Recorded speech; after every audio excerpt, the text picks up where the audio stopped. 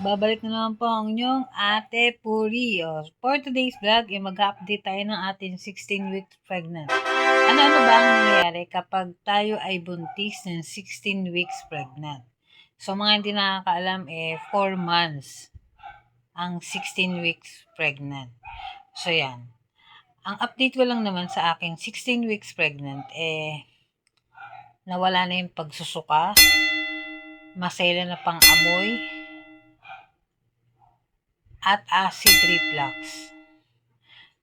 So ngayon, ang mahirap naman sa akin ngayon ay yung bumalik na naman ulit yung hirap ko sa pagdumi. So kasi dahil nga lumalaki na si baby, so kaya nahihirapan tayo magdumi dahil umaangat na siya.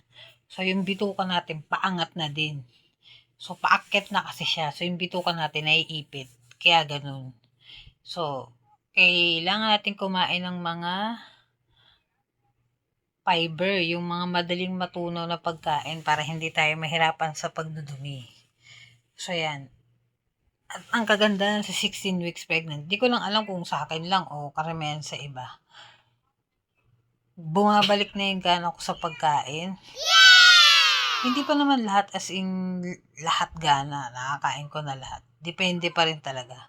Kasi may time pa rin na pag may kinain ako, pag di ko talaga nagustuhan, hindi ko kinakain. So, in talagang aayawan ko talaga siya.